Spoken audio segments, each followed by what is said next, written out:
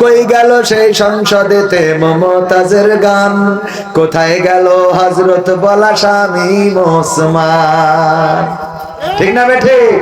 খেলা হবে, আসো খেলবো। কণ্ঠ মনে আছে তো? কই গেল সেই সংসদেতে মমতাজের গান, কোথায় গেল হযরত বলা শামীম ওসমান। ইনু মেনন দীপু মনি আছে কারাগারে, বাপ করিলেও পাপ কখনো ছাড়ে কি আর তারে। কোথায় গেল স্পিকারের, কোথায় গেল স্পিকারের দৃষ্টি আঁকা বাঁকা, তাদের ছাড়া দেশটা এখন লাগে ফাঁকা ফাঁকা, ওদের ছাড়া দেশটা এখন লাগে ফাঁকা ফাঁকা। কই গেল সেই আরাফাত আর ব্যারিস্টার সুমন, কথা বলার সময় তারা করে নিয়োজন।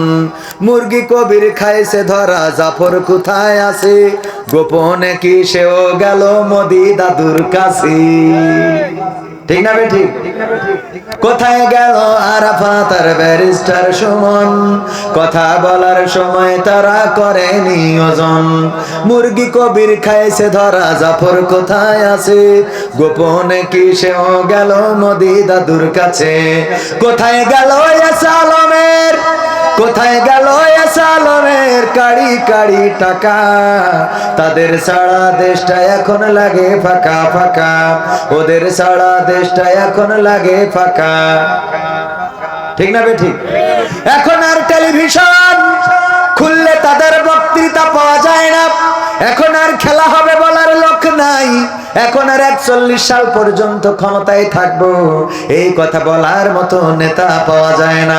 এখন আর কোন নেতা বলে না রাজপথে দাঁড়ালে বানের পানির মতো ভেসে যাবে, এখন আর কোন নেতা বলে না হুজুর এই কথা বলা যাবে না, এই কথা বলেন, এই পথে চলা যাবে না, এই পথে চলেন।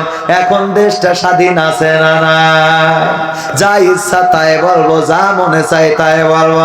সমন্বয়কদের বিরুদ্ধে কথা বলছে না, বলছে না, সমন্বয়কদের বিরুদ্ধেও কথা বলছে, সার্জিস আলম হাসনাত সহ অনেকের বিরুদ্ধে কথা বলছে, কিন্তু তাদের বিরুদ্ধে কথা বললে কোনো মামলা হচ্ছে?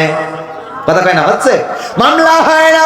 তাদের বিরুদ্ধে কথা বললে পুলিশ হুঙ্কার দেয় না, তাদের বিরুদ্ধে কথা বললে আর্মি এসে গ্রেফতার করে না, বিডিআর বিজিবি আসে না, এনএসআই তারপরে আরো যারা বিএসএফ বা ডিবি অনেকেই অনেক প্রশাসনের বিভিন্ন গোষ্ঠী করে রেখেছিল, নানান ভাবে হেনস্থা করা হয়েছে। এখন যারা রাষ্ট্র ক্ষমতায় আছে গো তাদের বিরুদ্ধে কথা বলা হয়, কিন্তু তাদের নামে যারা কথা বলে তাদের নামে মামলা হচ্ছে। কথা কয় না, হচ্ছে? মামলা হচ্ছে না, হামলা হচ্ছে না। এটাই স্বাধীনতা, এটাই অধিকার, এটাই বৈষম্য বিরোধ। এই জন্য আমরা কথা বলার জন্য স্বাধীনতা খুঁজেছিলাম। ওগো আমার ভাইয়েরা, উপদেষ্টা নিয়োগ দিয়েছে, উপদেষ্টা নিয়োগ দিয়া নিয়েও ষড়যন্ত্র আছে না নাই? ষড়যন্ত্র আছে। বলা হচ্ছে শেখ বশির উদ্দিনকে কেন নিয়োগ দেওয়া হলো? বাণিজ্য উপদেষ্টা, সে আকিজ পরিবারের সন্তান, শেখ আফিল উদ্দিনের ভাই, আকিজ পরিবারের সন্তান হওয়ার কারণে একজন ভাই যদি আমলিক করে অন্য ভাই কি অন্য দল করতে পারে না? পারে না? অন্য দল করতে পারে। এই ষড়যন্ত্রগুলো যারা করছে ওরা কিন্তু এই দলের লোক রে। বুঝা গেছে? বিতর্কিত করছে, কারণটা কি? কারণ জানে যে যদি একটা বিতর্ক বা কোনোভাবে যদি নেগেটিভ প্রচারণা করা যায় তাহলে সেটাই সুবিধা। এই জন্য উপদেষ্টা নিয়োগ নিয়ে এখন নানান ভাবে নানান কথা বলা হচ্ছে। অমুক যদি আকিজ পরিবারের সন্তান হয়ে, আফিল উদ্দিনের ভাই হয়ে শেখ বশির উদ্দিন যদি উপদেষ্টা হইতে পারে তাহলে অন্যরা কি করেছে? আরে বাবা, আকিজ পরিবার সম্বন্ধে যারা জানে না তারা এই জাতীয় কথা বলে। আকিজ পরিবার একটা ইসলামিক পরিবার। জানেন না? জানেন না? যদি না জানেন আদ্দিন হাসপাতালে যান। আদ্দিন হাসপাতালে যেয়ে দেখেন এমন কোন দেয়াল নাই, এমন কোন ওয়াল নাই যেখানে কোরআনের আয়াত, রাসূলের হাদিস লেখা নাই।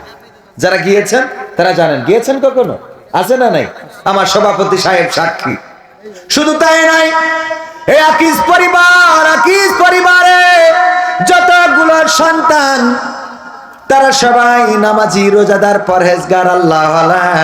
একজন সন্তান একটু বাইরে গিয়েছিল, তার নাম কি? সে কাফিল উদ্দিন এই সন্তানটা টেপারির বাইরে চলে গেছে। টেপারি বোঝেন তো? টেপারির বাইরে কি সবগুলো থাকে নাকি? না, সব থাকে না। আল্লাহর নবীর সন্তান। নারায়ে তাকবীর, নারায়ে তাকবীর। সুপার সাহেবের আগমন।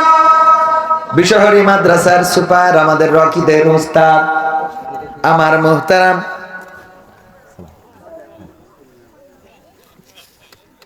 আমাদের মুহতারাম মাওলানা আবু সাইদ সাহেব, আমার বাবার বন্ধু, আজও হায়াতে বেঁচে আছেন। আল্লাহ রাব্বুল আলামিন হায়াতে তাইয়্যিবা নসিব করে দিন, বলেন আমিন। সুযোগ্য সন্তান, বিশহরী মাদ্রাসার সুপারিনটেন্ডেন্ট, উনি এসেছেন। আমরা খুশি না বেজার? খুশি কিনা? যেই কথা বলছিলাম, আকিজ পরিবার সম্বন্ধে অনেকেই জানে না। যদি আকিজ সিটিতে জন্ম পড়া, সেখানে গেলেই দেখতে পারবেন যখন আজান হয়, ওই আকিজ সিটিতেও আজান হয়। আকিজ সিটিটা এমন, বিদেশের কোন মার্কেটে গেলে মাইড ইন মালয়েশিয়ায় আছে, জাইন্ট আছে, সানডে স্কয়ার আছে, তারপরে আছে টেস্কো, এই জাতীয় যে মার্কেট গুলো আছে, ওই জাতীয় মার্কেট করেছে নোয়াপাড়ায়। সেখানে যাবেন, দেখবেন আজান হয়ে গেল, ওই মার্কেটেও আজান হয়। আজান হওয়ার সাথে সাথে সব বেচা কেনা বন্ধ, সব কিছু বন্ধ রেখে নামাজের জন্য চলে যেতে হবে। আবার নামাজ পড়ার পরে এসে মার্কেট চালু হয়ে যায়। বিশ্বাস না হইলে যাবেন। আপনারা মনে করেন আকিজ পরিবার থেকে এসেছে, সে কাবিল উদ্দিন, সে তো আওয়ামী লীগের এমপি ছিল, সুতরাং তার ভাই শেখ বশির উদ্দিন সে কিভাবে উপদেষ্টা হয়? ভাইয়েরা আমার, তাদের উপদেষ্টা হওয়ার যোগ্যতা আছে। অন্যান্য ভাইগুলো ইসলামী আন্দোলনের সিপাহসালার, এই বাংলাদেশে ইসলামী আন্দোলনের পক্ষে তাদের এত অবদান রয়েছে। আপনাদের চোখের সামনেও কয়েকদিন আগে এখানে যে তাফসিরুল কোরআন মাহফিল হলো, আমির হামজা এবং আল্লামা মামুনুল হককে হেলিকপ্টারে করে নিয়ে এসেছিল এই আকিজ পরিবার। দেখেছেন না দেখেন নাই? শেখ মহিউদ্দিন সাহেব উনি হেলিকপ্টারে করে এনে আমির হামজা ভাইকে, মামুনুল হককে দিয়ে মাহফিল করিয়ে দিয়ে গেলেন।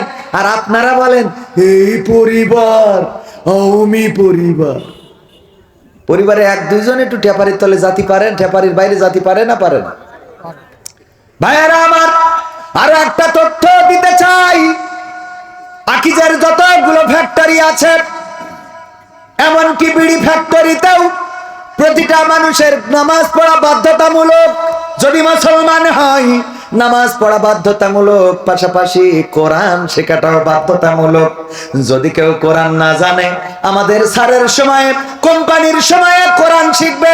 কোম্পানির বেতন দিয়ে মহিলাদের জন্য হাফেজা রাখা আর পুরুষদের জন্য হাফেজে রাখা। হাফেজ এবং হাফেজা তারা নারী এবং পুরুষদেরকে কোরআন শিখায়। যারা কোরআন জানে না তাদেরকে কোরআন শিখায়, যারা জানে তাদেরকে মুখস্থ করায়। এটাই বাধ্যতামূলক এবং মাসে 2 মাসে 3 মাসে আবার সেটার একটা পরীক্ষা নেওয়া হয়। ওগো আমার ভাইয়েরা, বাংলাদেশে এমন কোন ফ্যাক্টরি এখনো চোখে পড়ে নাই যারা বাবার টাকা খরচ করে, কোম্পানির টাকা খরচ করে তাদের কোম্পানিতে ওয়ার্কারদেরকে কোরআন শিখায়, কোরআন মুখস্থ করায়, নামাজকে বাধ্যতামূলক করে দিয়েছে। এমনকি যদি কেউ কোরআন ক্লাস কামাই করে, কোরআন ক্লাসে অ্যাবসেন্ট করে অথবা নামাজ যদি কাজা করে, তাইলে তার জন্য পানিশমেন্টের ব্যবস্থা আছে, যেটা এই বাংলাদেশে আমি আকিজের বাইরে কোন ফ্যাক্টরিতে এখনো দেখি নাই।